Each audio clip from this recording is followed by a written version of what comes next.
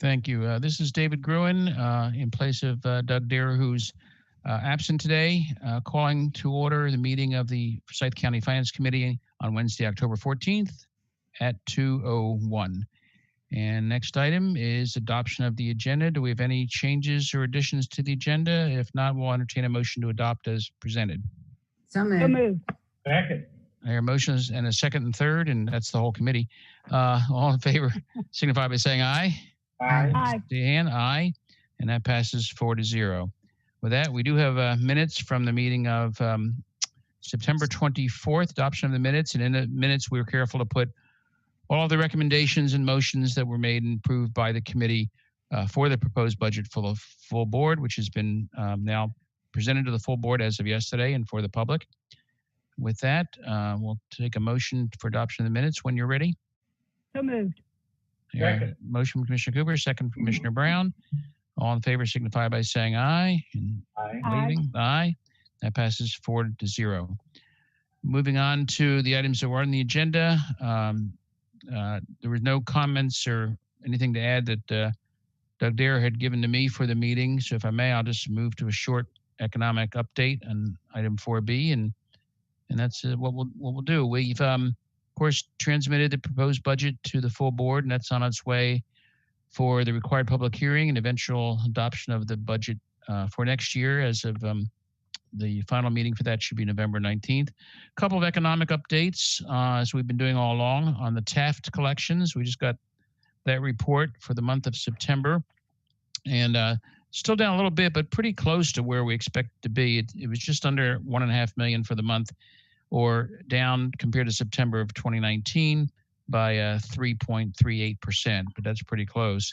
Now, on the current track, if this keeps up for the remaining 3 months, we will still well exceed both this year's budget for Taft, and we kept the same low budget for next year, and we have a lot of room there. We'll well exceed that budget too, even if recession takes hold into next year. So high level of confidence in that and our sales tax that we're well budgeted for next year without too much danger of not making it.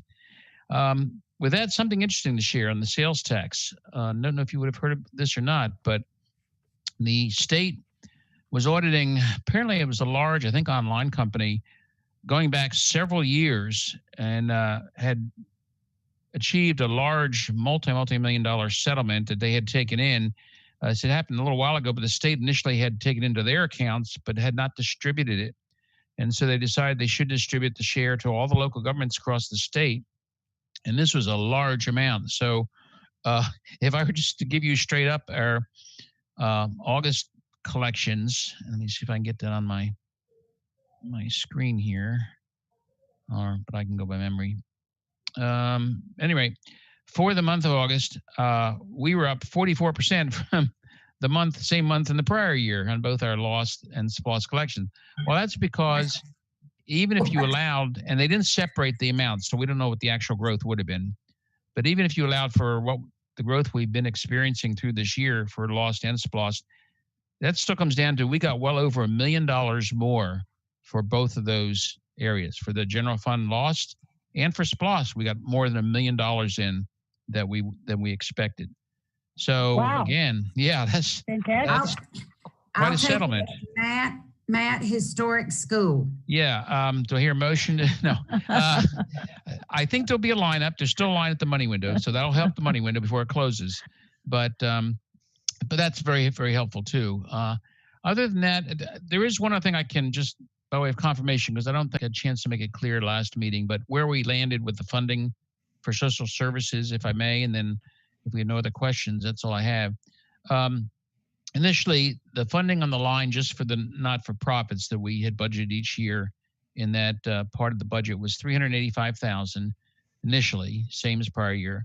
You may recall earlier in the process, we cut that by $35,000, knowing we wouldn't need that with these contracts for services, which brought us to $350,000. Now, the adjustment I finally made was within those dollars was split funding, if you will. There was funding for the placement agencies the juvenile court uses for Jesse's House and the Boys Lodge and for the services from SAFT. And some of that funding was in juvenile court, some was over here in social services. So after watching their experience and their actual billings for the 2 years now, I went ahead, moved over 150,000 of what we had set aside in this pool of money over here over to juvenile court in the budget. So no change overall to the general fund. So all the funding for those three organizations is now in juvenile court.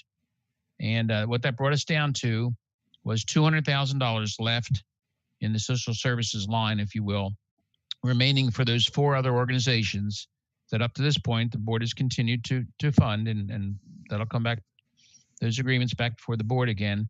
The four of them totaled last year 163,000. So you see, we left a little bit of room there should there be some other needs. So I think we're in good shape. So we brought the social services line all the way down to $200,000.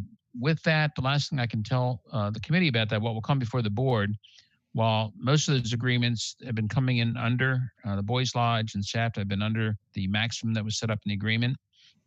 Juvenile court had assigned a third juvenile to Jesse's house, and that agreement was set up based on history to handle, to guarantee one, but to handle at least only two placements per month for a full month. And with that, the cap for the year was placed at $100,000 based on the daily rate. Well, the court this past year has assigned a third person there, a third young lady to Jesse's house. And as a result of very consistent, much higher billings this year, they've hit that cap already through about 2/3 of the year. They hit the 100,000. So the county attorney is preparing an amendment to that contract to bring back to the board to remove the $100,000 cap, and based on the juvenile judges' placements and their cost, allowing us to pay more to Jesse's house than we originally anticipated in the budget. But that being said, between the two funding sources, I still think we have more than enough to handle it because we're well under the max set in the agreement for Boulder Ridge, the Boys Lodge. And that's the update I had on that. Other than that, there's nothing else in the budget, I think, that I have to bring forward. Any other questions or issues or items for the good of the committee?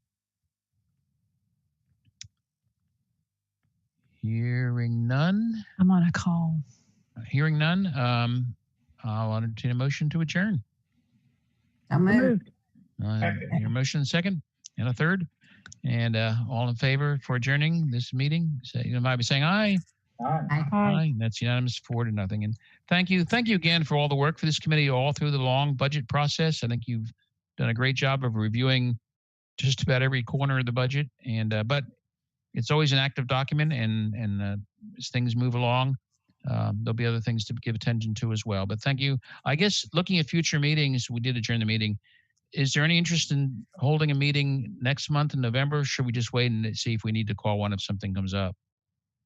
Why don't we just wait and see if something comes up? Okay. Because it'd just be redundant. I mean, we pretty Right, much I settled think all of so. this, correct? Yeah, unless we need something in November and December, I'd say we'll look to scheduling a meeting in January at the beginning to start off the budget process and get input on that, if that's okay.